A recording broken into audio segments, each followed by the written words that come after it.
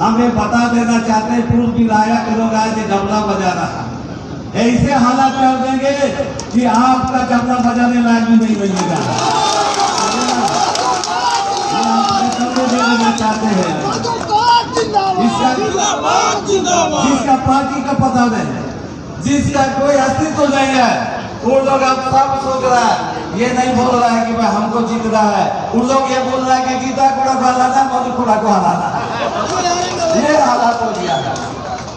इसीलिए ऐसे लोगों को सोचना चाहिए। 25 साल पहले विधायक बना था, लोकेश साहब में उसका रोड नहीं बनाना था तो मधुकुड़ा बना के दिया है, बना के दिया है। और आज हम लोग को कह रहे हैं, तो इस सबको पहचानने की जरूरत है। हम ये बता देना चाहते हैं, ये लोग झूठ का पुलिंदा आज चका किए तो कोई राजनीति भी तो नहीं, चका किए थे आपको वोट को कोई दी नेता वो हगा को इनको दिया अगर